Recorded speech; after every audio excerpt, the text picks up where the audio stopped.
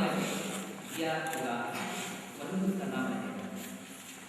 मनुष्य ने सभी जरूर पशुओं, आकाश के पक्षियों और सभी जंगली जंतुओं का नाम रखा, किंतु उसे अपने लिए उपयुक्त सहयोगी नहीं मिला। तब प्रभु ईश्वर ने मनुष्य को जंगल में ला दिया और जब वह सो गया तो प्रभु ने उसकी एक पत्नी निकाली और उसकी जगह वो मांस से भर दिया।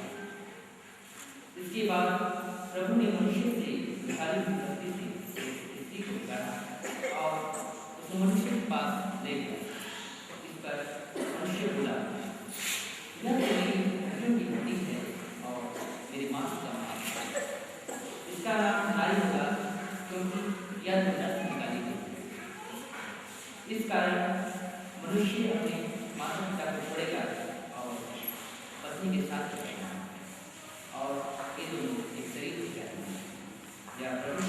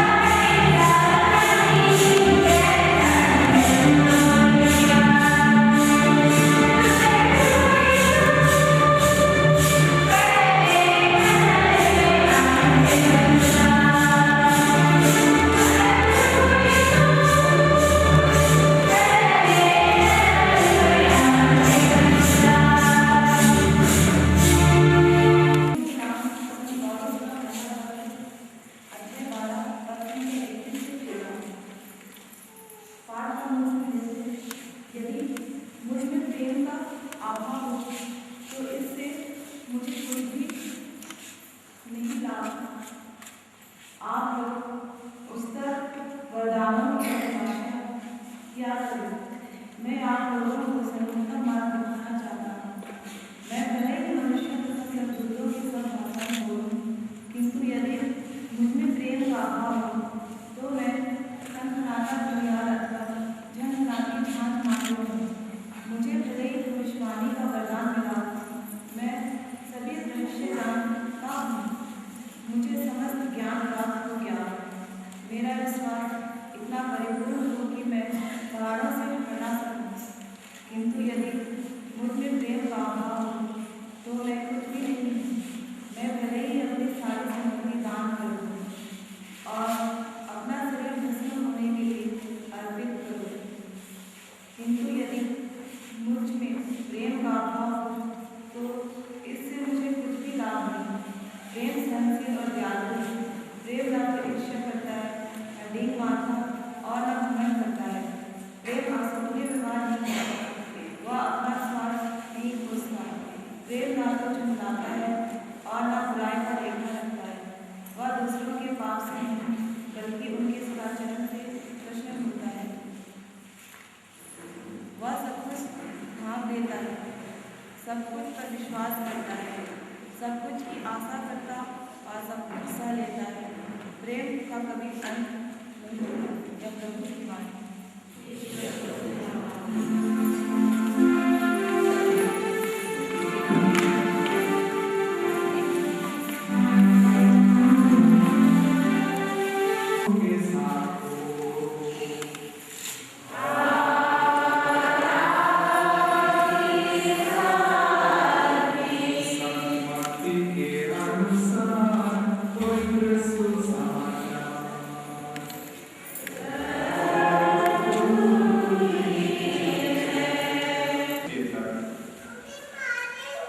जिससे ईश्वर ने जोड़ा है उससे मनुष्य अलग नहीं करे। फरीसी यीशु के पास आए और उनकी परीक्षा लेते हुए उन्होंने यह प्रश्न किया, क्या किसी भी कारण से अपनी पत्नी को त्याग देना उचित है? यीशु ने उत्तर दिया, क्या तुम लोगों ने यह नहीं पढ़ा कि सृष्टिकर्ता ने प्रारंभ ही से उन्हें नर नारी बनाया और कहा कि इस कारण पुरुष अपने माता पिता को छोड़ेगा और अपनी पत्नी के साथ रहेगा और वे दोनों एक शरीर हो जाएंगे। इस तरह अब वे दो नहीं बल्कि एक शरीर हैं। इसलिए जिससे ईश्वर ने जोड़ा है उससे मनुष्य अलग नहीं करे। यह प्रभु का सुसमाचार है।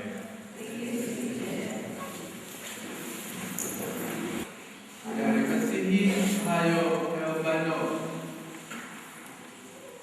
आदिमा और अनूप ने हमें बुलाया है अपने खुशी में खुशी मिलाने के लिए। हम लोग इसी खुशी में यहाँ पर उनके विवाह के अवसर पर हम सभी उनके लिए दुआ करने आए। अभी आपने ईश्वर का वचन सुना और उसमें पति पत्नी का एक दूसरे के प्रति प्रेम के बारे में कहा गया है। आइए हम लोग धर्म ग्रंथ में जो विवरण है उसके बारे में हम लोग सुनेंगे। उससे पहले आप लोग अनिमा के परिवार वाले और अनूप के परिवार वाले हो सकता है आप लोग एक दूसरे को नहीं जानते थे, लेकिन अभी आप नया मेहमान बन गए और एक दूसरे को जानते हैं, एक दूसरे को पहचानते हैं। अभी आप एक दूसरे को सामने रखते हैं और आदि। आज हमारी खुशी जो है बिल्कुल भर गया है।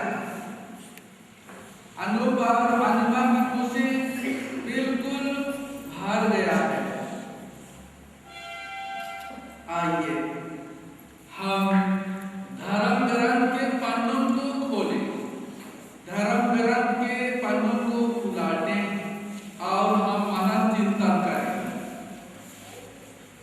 तोबीत के ग्रंथ में हम लोग सुनते हैं, तोबीत के ग्रंथ के तीसरे अध्याय में रागवेल और एदना की सुपुत्री सारा 7 बार उनका विवाह हुआ था। सारा ने 7 पतियों से विवाह किया और शादी के उसी रात को ये पति मर जाते थे। पहला, दूसरा, तीसरा, चौथा, 5वां, 6वां, 7वां पति सबके सब मर गए और सारा समाज के सामने एक कलंक बन गई। एक तो रागवेल की एक मात्र पुत्री थी, अब देखिए उसके 7 पति मर गए और इसलिए एक दिन उसके नौकरानी ने उसको डांटा, उन्हें झगड़ा हो गया, जिसको हम लोग सभी जानते हैं। तुमने 7 पतियों को खा ली, तुम मुझे क्यों डांटती है? जाओ उनके पास ही जाओ, यहाँ क्यों पड़ी हुई है?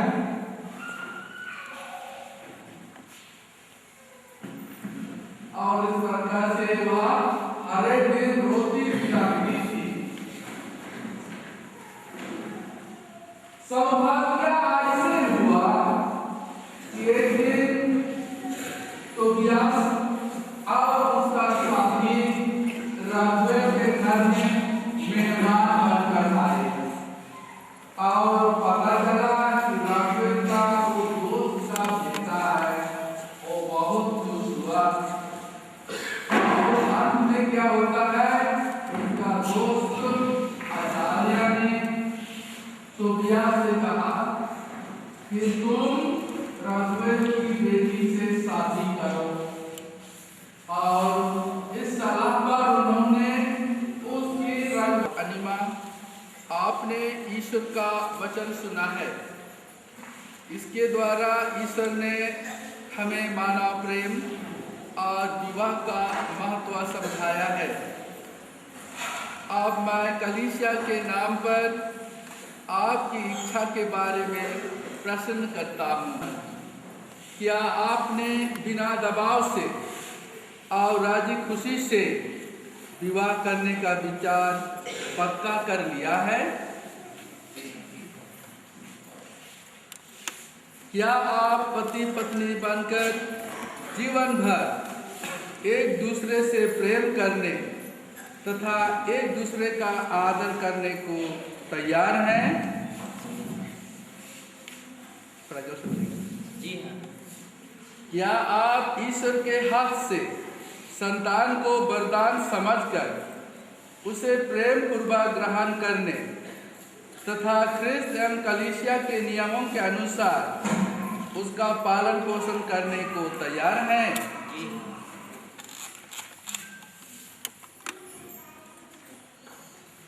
आप विवाह के पवित्र बंधन में बंध जाने की इच्छा करते हैं, इसलिए अपना दाहिना हाथ मिलाइए और ईश्वर तथा उसकी कलीसिया के सामने अपनी मंजूरी दीजिए।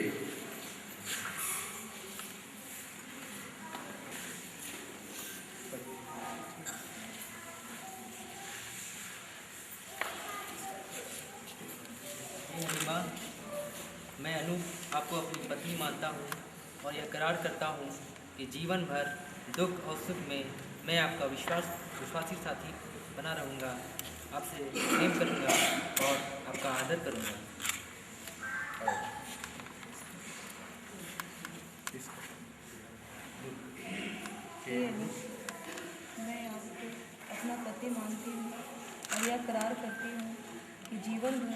दुख और सुख में मैं आपकी विश्वासी संगी बनी रहूँगी, आपसे प्रेम करूँगी और आपका आदर करूँगी।